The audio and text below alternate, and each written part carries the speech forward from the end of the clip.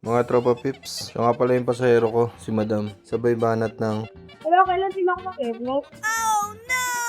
Buti mo, eh. Ang mayari ko. Mawala na ako trabaho mo. Ay, dagad. Kaway-kaway muna sa ayaw mag-helmet. Pero syempre, safety first. Kaya napapahig natin siya mag-helmet. Kaya binigyan ko na siya ng shower cup. Habang binubukan niya yung shower cup, para siya nagdadalawang isip. Sabay sabi ng... Uy, di ba? Mga naman kung ano mo. Ano mo? Sakit-sakit na tenga ko. Sala ng kuwat at masakit ang tenga mo. So, nga naputlag ka muna. Oo. Dadat niya. Saka ba? Oo. Isin mo na lang yung sakit. At yun na lang ang sinabi ko. Sa wakas, sumakay na rin siya. Nung sinabi kong naka-on cam ako, papunta sa aming destinasyon, ang sabi niya sa akin, dapat maganda daw siya. Kailan ka ba bumangit? Wala. Oo, never pala eh. Saan ba natin ang filter? Papuntayin ko na.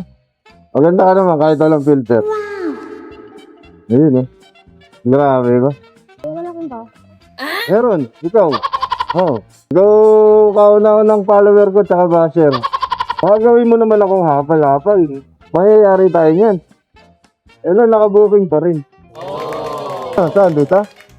Sa may ano? Ang layo naman ng pinpoint mo. Eh, kasi Ano magagawin mo dito? bakit galit ko? Bakit na siya? Ha?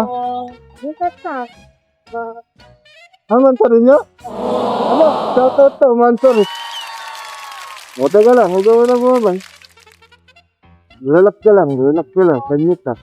Inayos ko muna ang motor at ginilid ko pa. Hindi ko akalain naghubad na pala siya ng helmet. Siguro excited lang sa kanilang mansari. Tingin-tingin muna sa likod bago bumaba. Parang nawala yung sakit ng tenga mo. Hanapit mo na kasi makita ang iyong jowa. Anyways, enjoy! Thank you. Ingat!